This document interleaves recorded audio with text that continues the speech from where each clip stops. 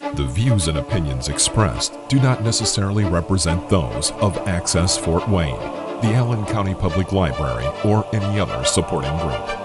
Access Fort Wayne is a department of the Allen County Public Library. If you or anyone you know might be interested in making a television show, please call 260-421-1250.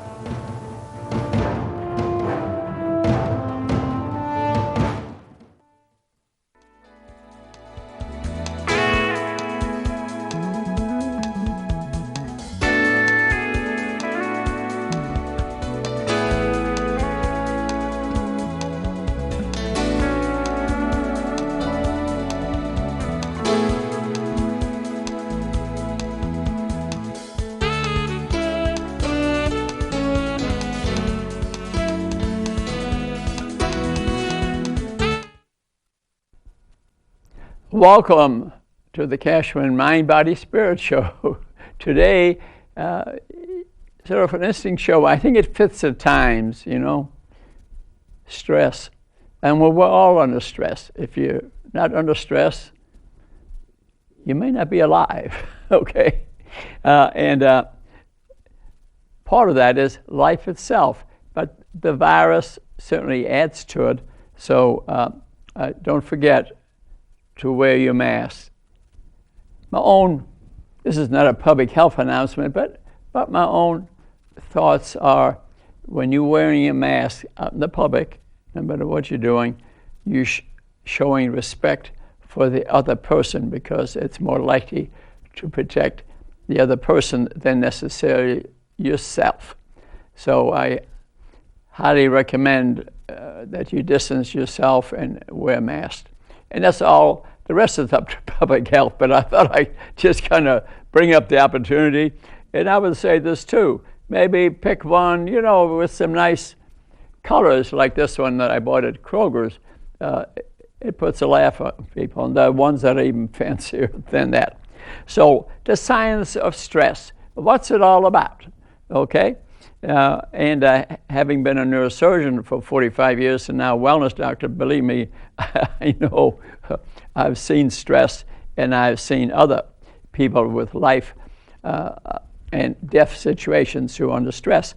So let's kind of go through some general definitions. There are many different definitions, but the one that I sort of like the best is inability, so listen carefully, inability to cope with perceived, real or imaginary, it doesn't have to be real, threat to one's mental, physical, emotional, or spiritual well-being.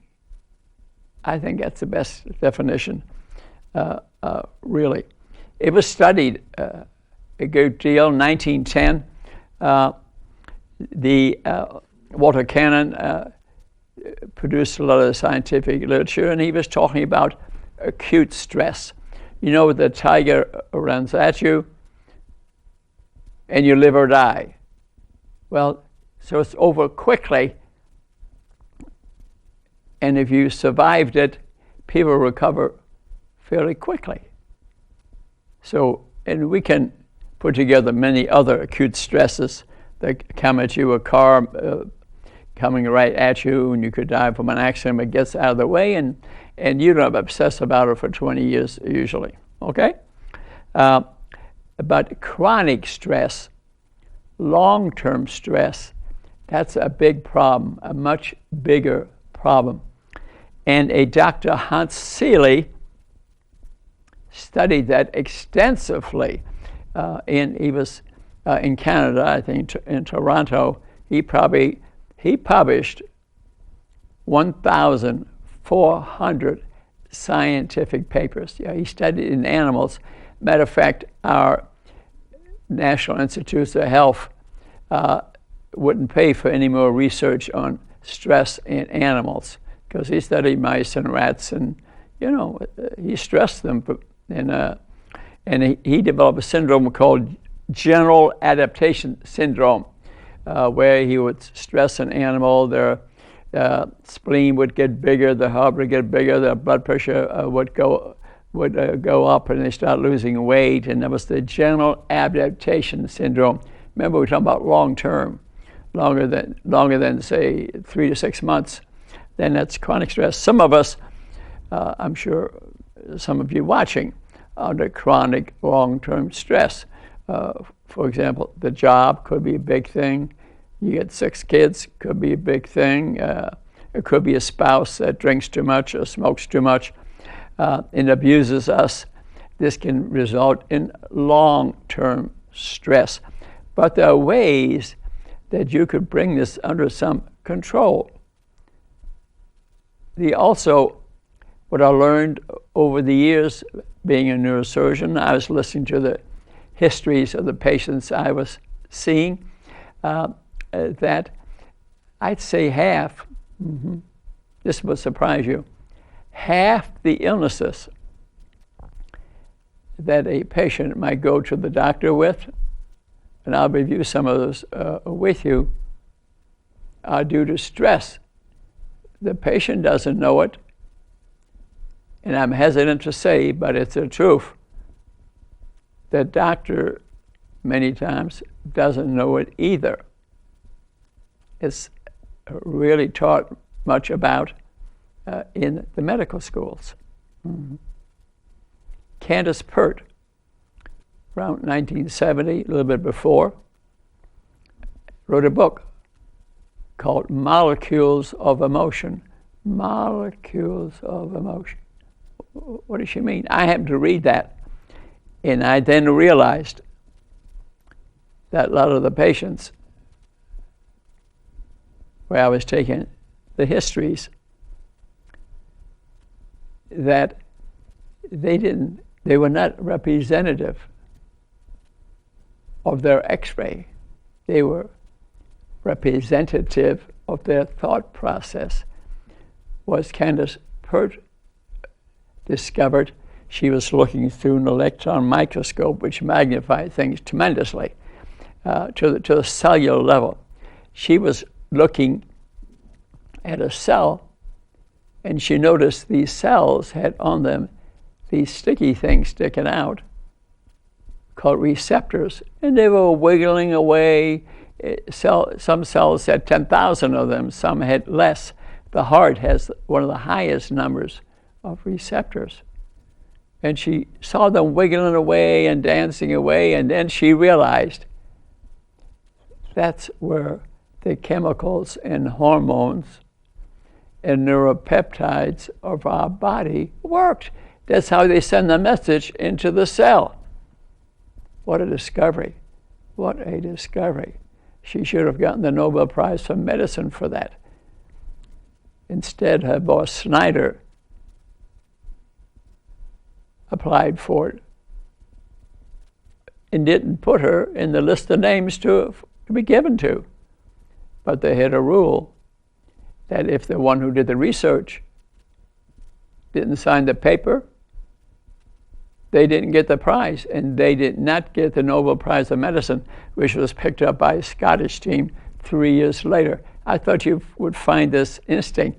And I met Candace Pert a couple of times. I went to Georgetown for my neurosurgery training. She eventually ended at Georgetown. That was after my time. But I met her once at a conference in Michigan. I mean, it's an unbelievable discovery, because half the people who go see, some is even higher, go see a medical provider today, especially these stressful times. It's stress. It's real.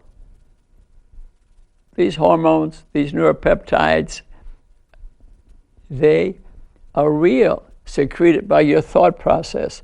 They're made of the glands in your body, and a lot of by your bowel, your biome. 75% of the serotonin, the long-term feel-good hormone, is made by your gut. Yes, 75%. So it's brain, body, body, brain. We are connected. We are not just our X-ray. We are not just our X-ray. So I did find it in a book of a rehab doctor that I read that there was another word in there called nocebo. We get a placebo. I hand you a pill, a red pill. As long as you believe it'll work for your symptoms, you'll get well. 70% chance. Mm-hmm. The nocebo is the opposite. I may take your x-rays, which show the process of aging from MRI, because you get a pain in your neck, which actually may be there from stress, from all the hormones, neuropeptides, causing this real pain to you. And your provider connects it to the x-ray, which shows, for example, myself, now, at age 39 for the 44th time, added up. No neck pain. If you did MRI on your neck, because I'm not exactly a young guy, going to have a lot of x-ray changes. It might be a 3-page report. And the provider might say, you need a spine operation, a spine fusion, because of those changes on the MRI, when in reality, there was some stress. I didn't need an operation at all. That goes on today and will go on, I hate to say, forever, unless you have a knowledgeable provider or you do some reading, because fusing people's spine makes so much money for a lot of people. The hospitals, the provider, you can go on and on. That applies to the rest of medicine too. They can use the angiogram. Oh, we got to operate this narrowing of the arteries here, but that's why you get your chest pain. When 75% of chest pain is atypical, stress-related. The reason I bring all this up with great detail is this is very important to be evaluated. Could stress be causing my symptoms? So just to go to a provider and you take that script or that medicine, you got to be sure you need it. Sometimes another opinion or the internet might.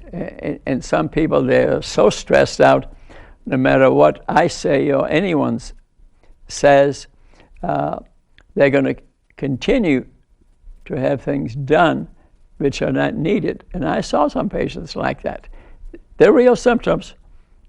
I don't doubt the patient. What I doubt is the system of health care, when about half of the things we do to people, not necessary, could save all kinds of money. So let's go on with the story. Remember, inability, what's stress? Inability to cope with perceived, real or imaginary. You could just be imagining that. It'll cause changes in your body because you're thinking that way, okay? To one's mental, physical, emotional, even spiritual well-being. So I think it's pretty important. And these neuropeptides, hormones, neurotransmitters that jump between the axon of a nerve and the dendrite that jump across there, these cause changes in our body, can give you diarrhea, can give you headaches, can make your heart palpitate, can make your skin itch, can cause rashes. It can do many illnesses, symptoms, but the origin is the hormones, neurotransmitters, neuropeptides. And it takes a knowledgeable provider to figure that out. So I want you to have it in mind. And I'll discuss with you some of these symptoms shortly, which could be irritable bowel, fibromyalgia, aching all over, even some forms of cancer, because we're eating the wrong food, because we're so stressed. And the increased cancer is a sugar feeder. You eat a lot of sugary foods because sugar turns on the nucleus accumbens in the brain. I'm in heaven, like a cigarette, drink of alcohol can do the same thing. Make us feel great, so you can see why this, could happen. Headaches. Remember, I talked about chest pain. A lot of dental joint pain is due to neuropeptides and stressful thoughts. rashes. I've seen rashes just from stress.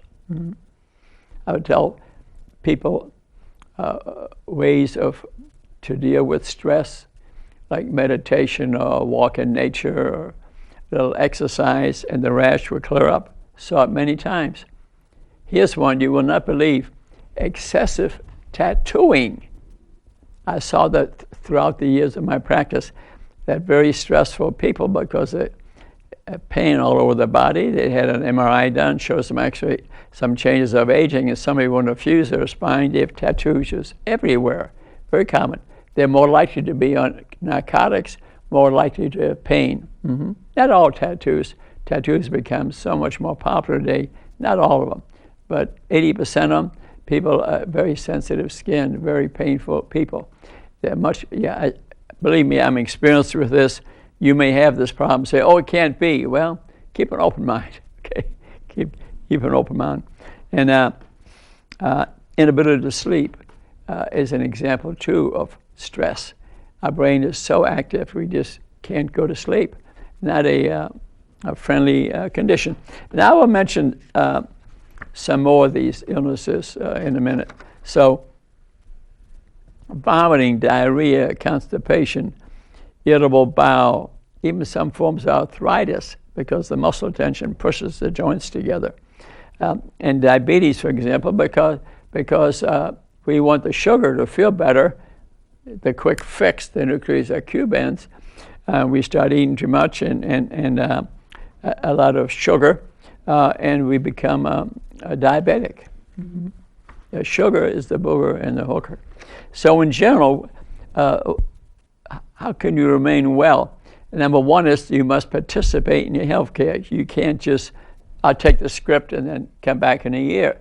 You must know why you're taking it, for example, and what you're taking. Know some of the side effects. I see a lot of people using CBD oil, for example, so I study the science a bit, and I find out that it turns off some enzymes in your liver, about 80% of the enzymes that detoxify your drugs you're already taking. So if you're a person on a free prescription and you're using the CBD, which might even make you feel a little better, but it interferes with the metabolism of those drugs. Suppose you're on a blood thinner. I had a wellness person who worked out this elderly woman who was on warfarin, a blood thinner, and I told her about the CBD because she was selling it to her about the side effects. So she checked her blood and found out the blood never clotted. It could have been deadly. So you need to participate in your health care. I sort of have the magic 8. Next, nutrition. What you eat is extremely important. To eat a nutrient-dense diet, reasonable protein, and good fats, you're going to be healthy, okay? Physical fitness, exercise is important. It makes you stronger, but also affects your hormones in your body, okay? Spirituality, to your thought process, can help you a great deal. I think that's important. And it's a way of life. It's a way of life to think about what's occurring to us, that we're properly eating, that we proper exercise, some spirituality. It's the way you live, so that's important. And to understand that when we are born, okay, just listen to this. When you are born, only 5% of our genetic script, remember the genes affect the RNA, which expresses our body determines, what you look like, and that only about 5% of our genetic script is written at birth. Wow. Well, that's opportunity, though. Okay. So the baby. So what the mother is eating and drinking and smoking, or her habits, or she's sad or happy person, will affect the genetic script of the child while they're in the uterus, and even is affected before that, the habits of the mother and the father. The sperm and the egg is writing their genetic script that will be expressed in the child. So and at the end of our chromosomes are telomeres, and that's what can be changed. So you can, through the parents' habits, what the mother's doing with the child is in the uterus, and what the child is fed after it's born. Incidentally, there's tremendous difference in our biome, our little friends, the bacteria there, which determine our health, okay, between a C-section and natural birth. In the C-section, they don't pick up the biome in the vagina of the mother, and they don't, so the newborn will not have the enzymes to digest milk, for example, or have the healthy bacteria of the mother. Is it healthy? You see my point? So there's a difference between C-section and a vaginal birth. It's actually, vaginal birth is a lot healthier child. People don't know that. People are not aware of that. And so it's a way of life. And then everyone should have their blood tested. You are what your blood tests show. That's who you really are, okay? Much more so than necessarily how you look. So I suggest everyone get proper blood testing, which should include, incidentally, serum insulins, because that would catch you way before on the path to a horrible disease complex, which is extremely prevalent in our society, and that is type 2 diabetes and the 30 diseases that are so or more that are associated with it. So glucose tolerance and insulin tolerance tests, even children should have it. The American Pediatric Society has it wrong. They'll go on a HbA1c, or if you're overweight, you need to have serum insulin starting at a very young age.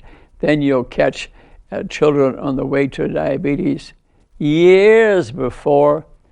Teach them healthier way of eating or exercising. You will avoid most illnesses. Look at my YouTube shows. It explains it in detail. So, what are causes of stress? Okay, we all got stress. Okay, I do. We all do. Although it's a little less now that I'm not doing neurosurgery and teaching me wellness. No doubt about it.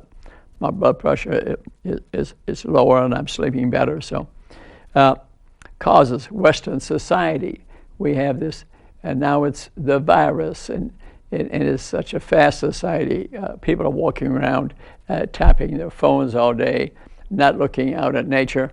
And what do you think? They're internalizing in there and maybe relieve stress for a while. It depends a little bit on what they're watching, okay?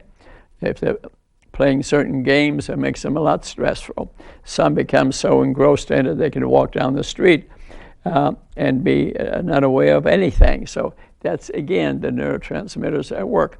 Our memory, incidentally, is small molecules, nanomolecules that are inside the axons at the synapse in our nerves. Yeah, here come along the axon in the little tiny balls in there.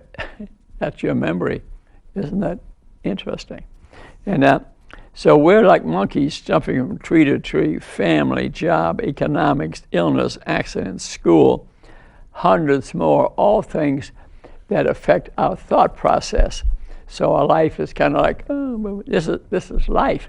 So to learn to deal with it is what I'm going to try to teach you. Okay? Walter Cannon, 1910, described the fight or flight syndrome, the physical aspects to stress. Like I said, the tiger runs at you, either it kills you or not, and is quick. That's the acute stress. Okay, then Hans Selye, originally from Germany, world famous. I mean, the world loved him. Published 1,400 papers all on chronic long-term stress, which affects us much more commonly than acute stress. Okay, and but how does this happen? Our brain has in it pathways, collections of concentrations of cells related to our thought process, related to many hormones. And I'll describe the basis of it a little bit. I mean, our impulse, our perception of what's happening to us will start on the frontal lobe, and then by nerve conduction goes to the nucleus accumbens, 1 millimeter in size. How could this thing that makes us feel so good? Because it secretes dopamine, collection of cells, dopamine, and makes us feel good. A cigarette, a glass of wine, laughter, a hug, quick like that. It occurs and it's over fairly quickly. Then there's a pathway for the back of the brainstem, where the centers too, that secrete serotonin, but that makes us feel good maybe for a few hours, maybe a few days. And then in the middle of the brain, we have the limbic system, real close to the cortex, and that sends impulses down to the hypothalamus, okay? And some impulses ascend from the temporal lobes, which have to do with emotions, the amygdala, okay? Send impulses there, and hormones, and neuropeptides.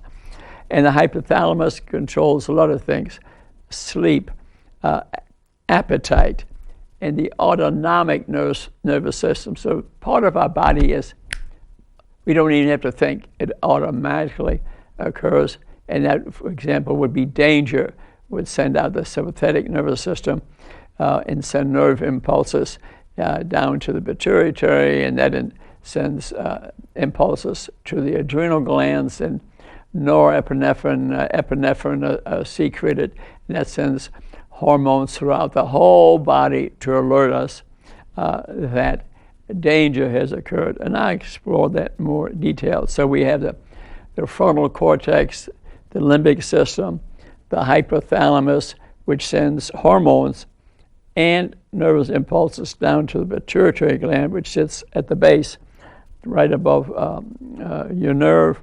The posterior part of the gland has to do with water concentration, and the front part sends out impulse to the adrenal glands, to the thyroid gland. So the hormones go throughout the body, and then the autonomic nervous system and the hypothalamus sends impulses, for example, also to the stomach. We get the stressor, the sympathetic, and the relaxer, the parasympathetic.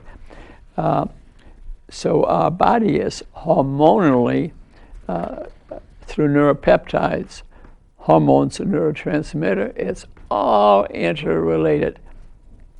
I studied this so much that when I see some patients, and it still happens to me today, I start visualizing, because I read Kenneth Pert's book, Molecules of Emotion, the one that saw the receptors, that when I'm looking at a person, I'm looking at their receptors, in essence. I can feel the stress in their life, or the relaxation. It's interesting that literally I see receptors waving in the wind, different colors, different parts of the body. Heart may be sort of purple, a pancreas yellow, a brain white. That's just me, but it might interest you to, connect with other people a little bit, but it's true. So remember, I spoke about emotionally induced illnesses by our thought process, okay? But our mind is not just in our brain. I think you understand that now. Our mind is also in our gut. Why? Because of the neuropeptides, the hormones, the neurotransmitters, the autonomic nervous system, sympathetic stressor, parasympathetic relaxer, and the rest of the neurotransmitters. So we really are a hormone, neurotransmitter, neuropeptide bag. We're not just our X-ray. They want to do something to it because they say, actually, well, sometimes that's necessary. It's a broken bone, okay. But a lot of times, it is a thought process. I just want you to be aware of that. So most stresses that we receive in life are minor, but they can be unrelenting and accumulative. Family situations, it's there every day. Suppose you don't work, you're in it all day long. You start eating the wrong food to make yourself feel good. Now you're gaining weight, you're becoming diabetic. And so it's all can be interrelated. So most stresses are not clear. And that is what presents full recovery. You're a stressed person, but you don't know really why. That's the reason the provider needs to take a detailed history. Sometimes it takes a number of visits. And some providers would never get it. Some would catch onto it right away.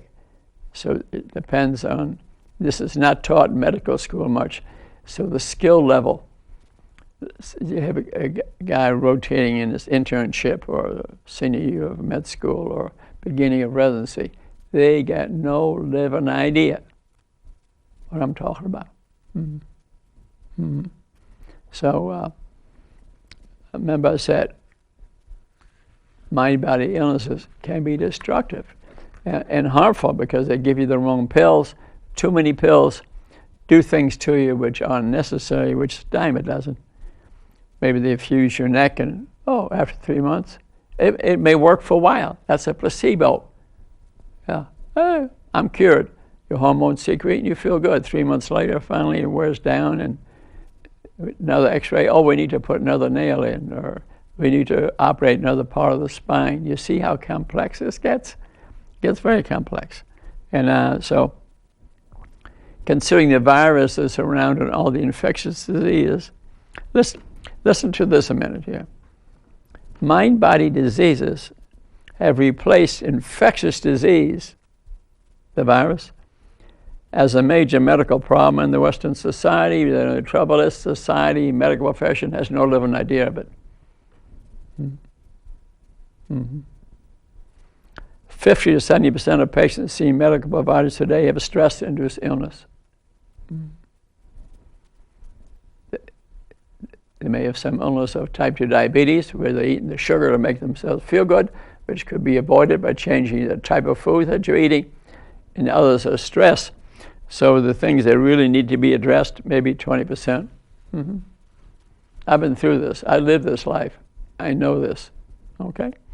So how can you overcome the stresses? There was a book written by a gentleman who survived the Holocaust. And his whole family was destroyed. They were doing things to him which was unbelievable. I realize most of us are not in this situation, okay?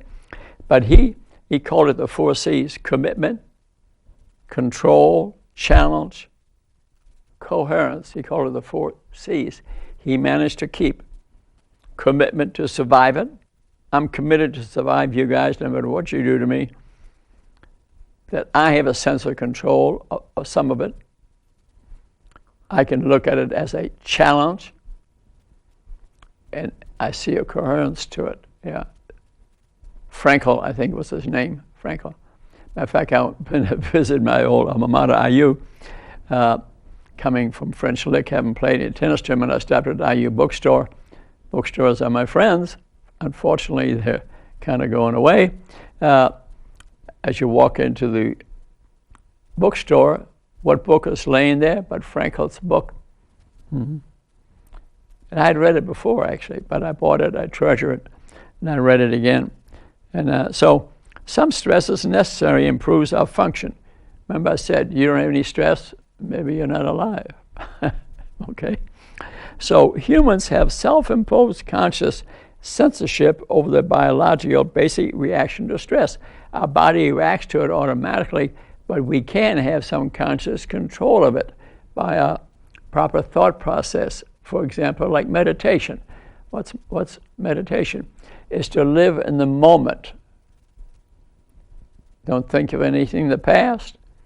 Don't think of anything in the future. Okay? That's meditation. Then you don't have stress because you're not worried about anything. Okay? And if you can't quiet your mind, you can do what's called a mantra, called mind energy. Take a word and just keep on repeating it. God, God, God, or whatever word you want to pick that makes you feel good. Will relax your mind. So meditation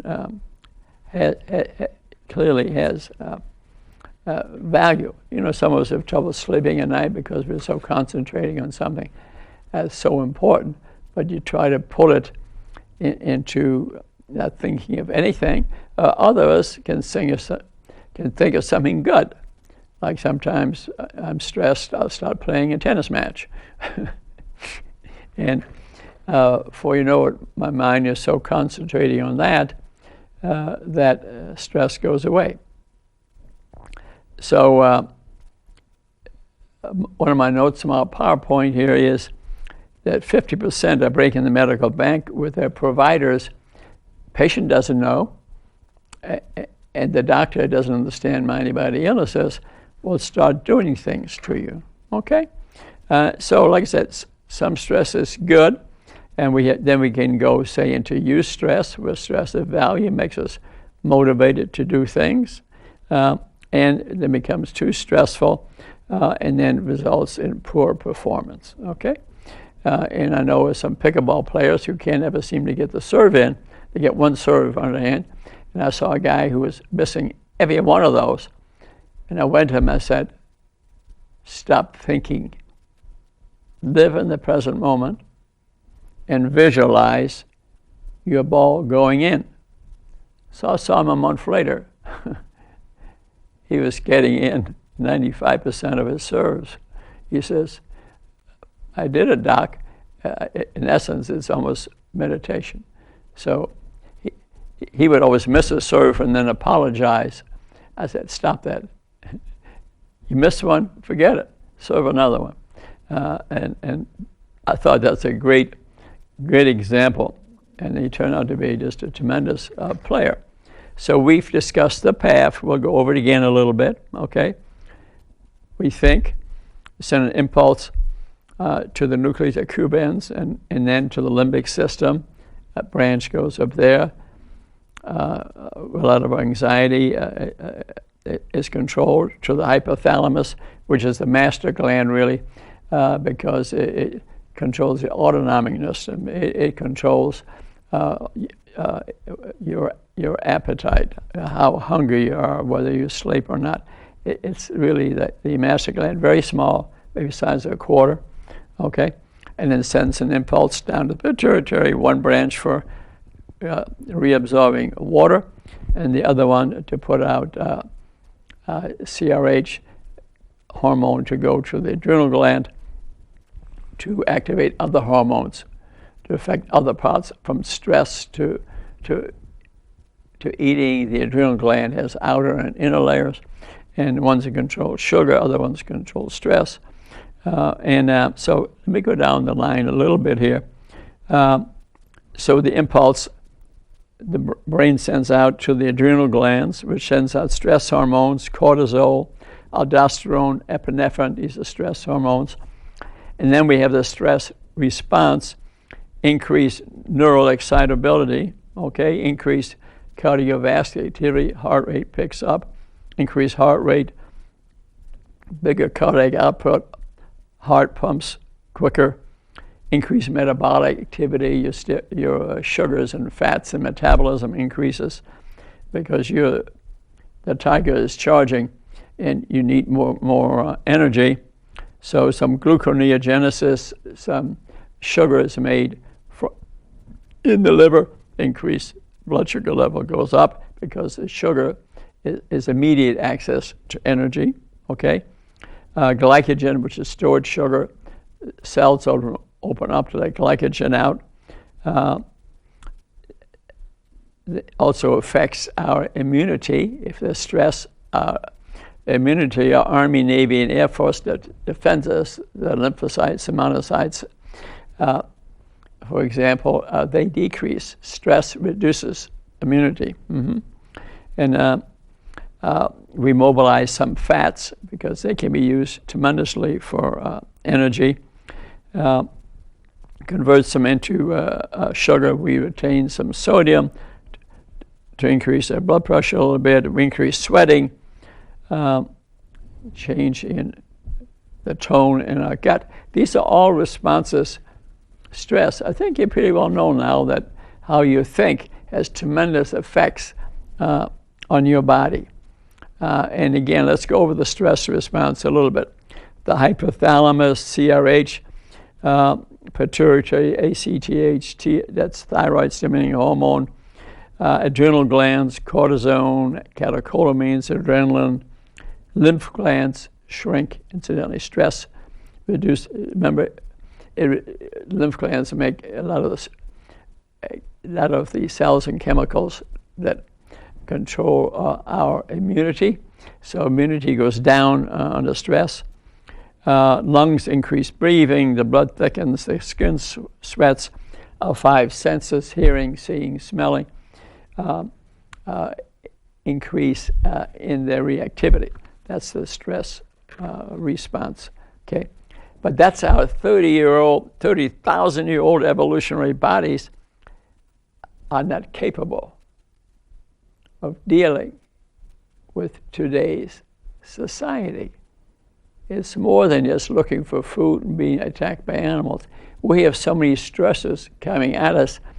The phone is ringing. All the news stations put on nothing but stressful news.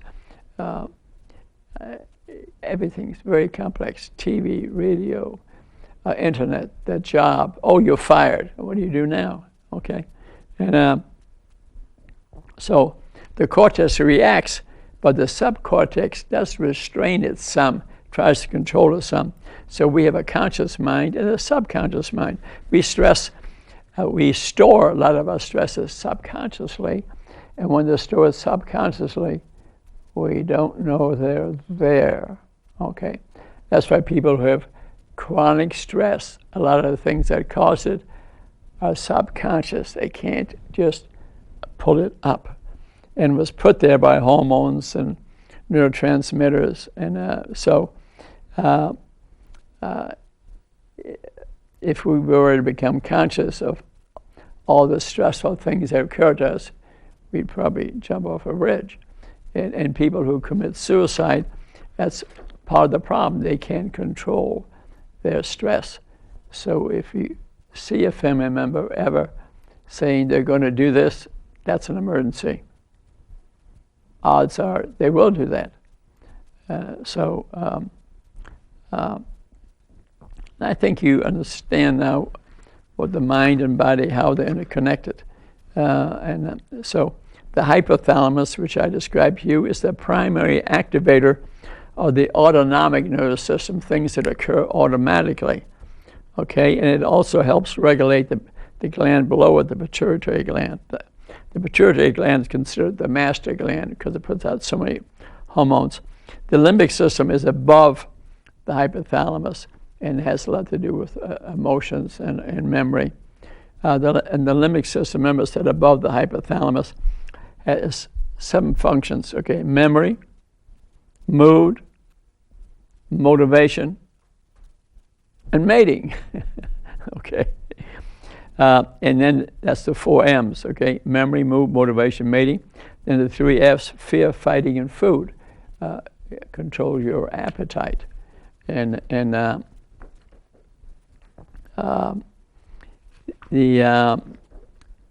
Dr. Candace Pert, wrote a book, Molecules of Emotion. Very famous person, the one who saw the receptors. And the original receptor she discovered in 1972, she called the opiate receptor site. She was a discovery of that. But what she really discovered is where all the neuropeptides, hormones, neurotransmitters, where they work. Okay?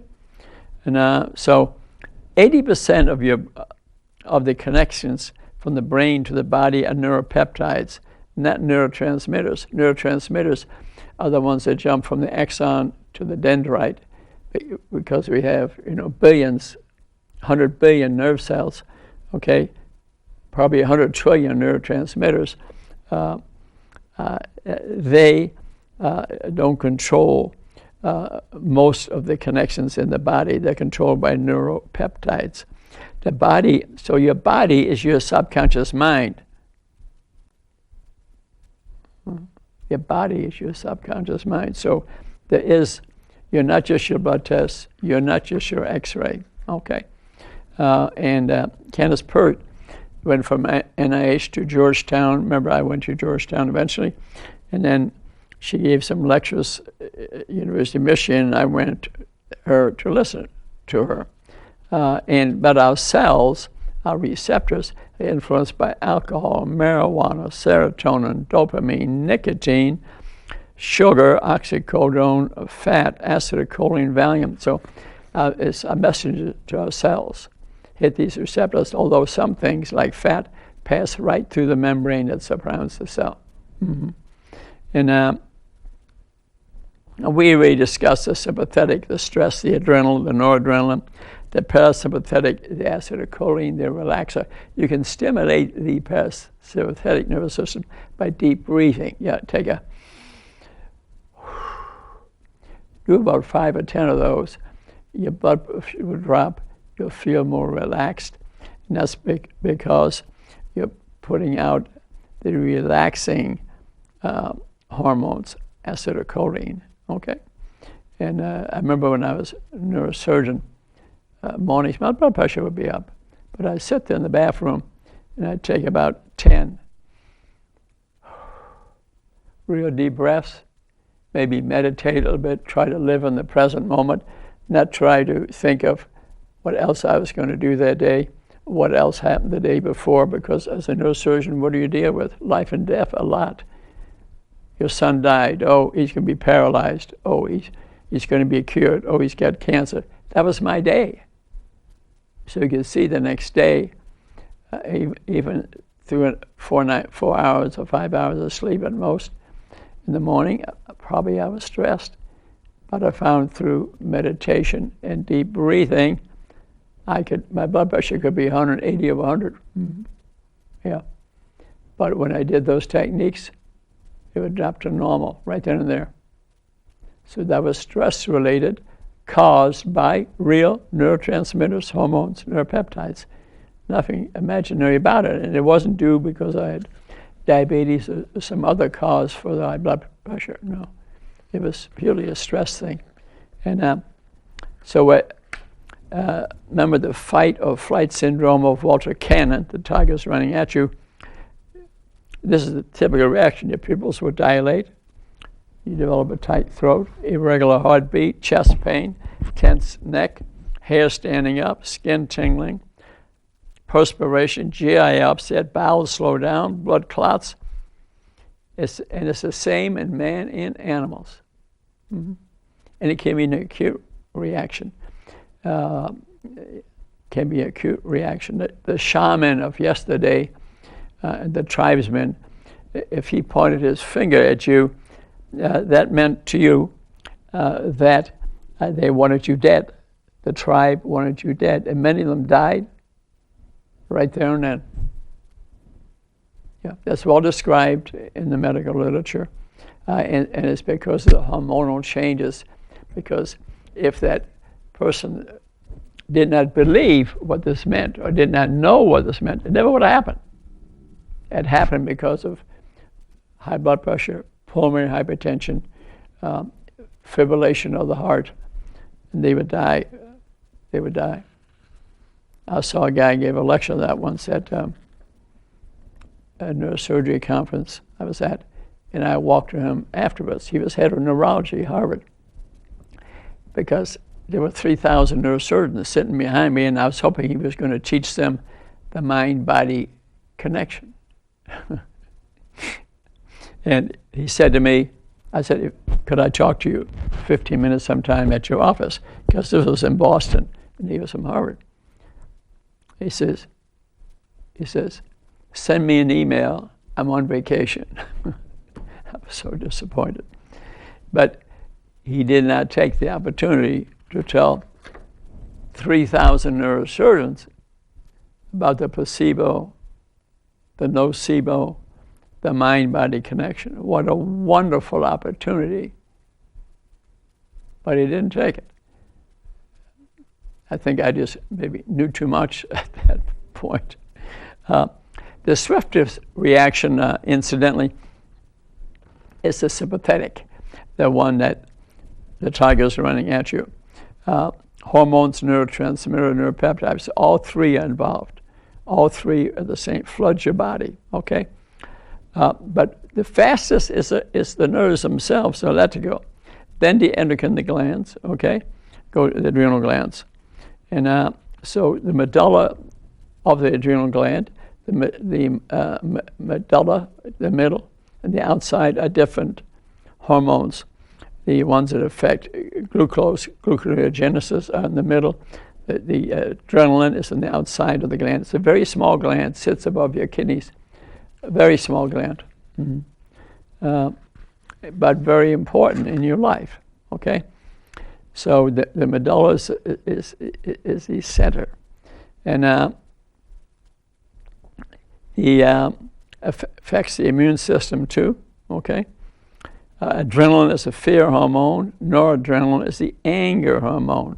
So they can be very specific in their activities. So in essence, we have a body-brain connection, okay? We have the opiate receptors, which we spoke about. And we have these neuropeptide receptors all over the body. And they have some little molecules in them. They have some memory. They have some memory in them. So the peptides speak to the blood, the heart, the lungs, the GI, urinary system, sex organ, muscle. And so stress can save us or kill us, okay? And I already spoke to you about the voodoo effect, pointing the finger at you. Actually, I saw an example of it a number of times in my practice. Mm-hmm. I remember one time, one of my partners had a patient that looked like a malignant brain tumor in the brain. She was like 38, 4 kids, no husband. And she asked what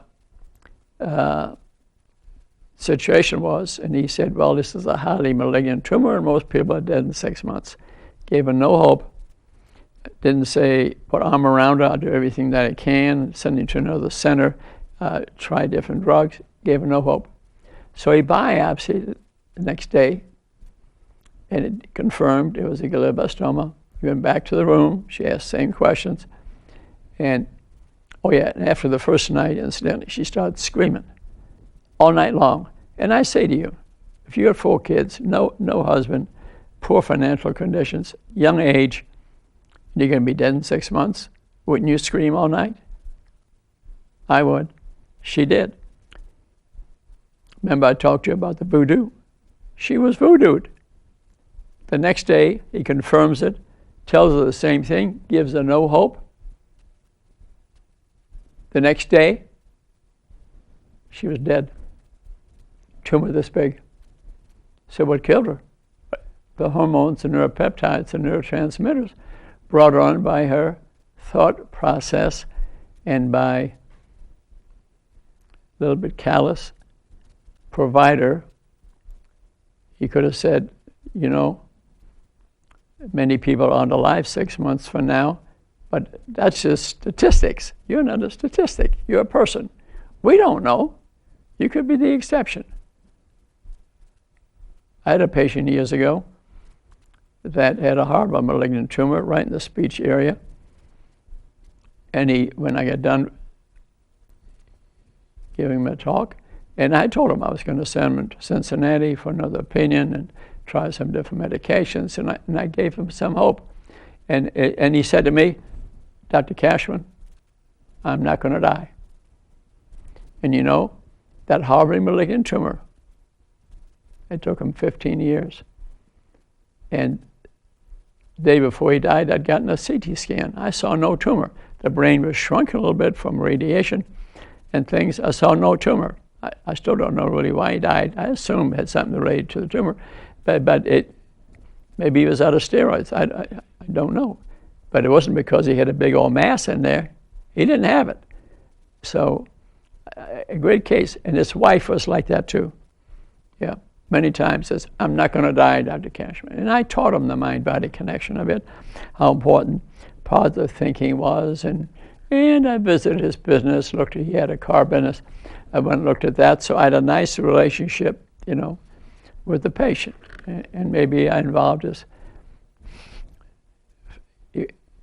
his faith a bit too, but it was all neurotransmitters and neurohormones. He did not die of the glioblastoma. So stress triggers. What are triggers? So assessment of a patient's stress level needs to be part of every medical visit. Mm-hmm. I think two things need to be part of every medical visit. I need to know the stress level of the patient, okay? And number two is as prevalent as the complications of diabetes are, okay? Their name is diabetes is the sixth leading cause of death. That's ridiculous. That's because it's not a pathology diagnosis, okay? It's incorrect. Joseph Kraft writes about that. Diabetes is anticipated before by serum insulins, which you could obtain 20 years before and see the beginning of the path. You could prevent it. So that's the other thing. I think stress level and insulin assay test should be done at least once or twice a year, okay? On the stress assessment, I'd say every visit, insulin level at least once a year, okay? Doctors, nurses, physicians, assistants, and nurse practitioners need to do that. So as you're gathering health information, you now know the answer to that, okay? So we need a wellness paradigm in every patient, okay? The physical, the intellectual, the emotional, the spiritual level. We need to know that every visit, except for an acute emergency where you broke an arm or a leg or where it's obvious, there need to be assessment of the things that I mentioned. So if you simplify your life, it's a little less stressful, but that can even be stressful, okay? So get your pleasures from the world immediately around you with your five senses that you see. I take a walk in nature every day. I did today. And look at the leaves and the trees and sing to the birds, and I play pickleball and tennis, and those are my stress relievers, okay? I even do tap dancing, yes. Trying to regulate my life, and I have a purpose in life. That's the biggest thing I recommend. Being 39 for the 44th time, I'm a little bit advanced up there, take no pills, and have a purpose in life. I'm trying to help other people. I'm trying to educate the world as to the stress and the diabetes thing. So I have a TV show, Thank You Public Access. So if you can develop a purpose in life, especially later in life, you'll feel better. See, avoid watching for a knock in your motor, okay? And you don't know how long you're going to live, okay? So learn to like work. Learn to like work. I love my work, and I love what I'm doing now, if at all possible. Some are in jobs that are hard to like. I understand that. But then develop stress-relieving things, and don't feed it with alcohol and narcotics. Then you're done. Then you're done. You're smoking, you're going to die younger. You drink too much alcohol, you're going to die younger. Alcohol kills brain cells, okay?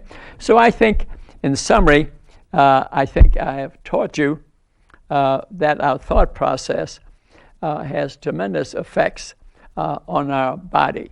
And I want you maybe look at this at least every few months or once a year so you understand it and evaluate the stress in your family, Are you hugging people enough, for example? Over the years as a surgeon, I saw many families who just had no money, they had nothing, but they seemed to hug each other. Unbelievable love. So love will go a long way, and maybe some meditation and deep breathing to relax yourself. Think of nothing, not the past, not the future, present, and repeat a word, a mantra to relax your body. I think you'll have a lot healthier life. And I did this show today because I care about you. It's my purpose in life. Watching my other YouTube shows. You can stop at the Three Rivers Pharmacy and get a barcode that leads to maybe 500 YouTube shows of mine, Facebook posts where you can get rid of most illnesses, and there I have YouTube shows, stress, diabetes, gluten, addictions, to educate yourself, all for free. Thanks for letting me do this, and the show will be on Public Access TV, 6 o'clock, Comcast 57 next Wednesday. It'll be on YouTube in 10 days, and see you next time. We love you.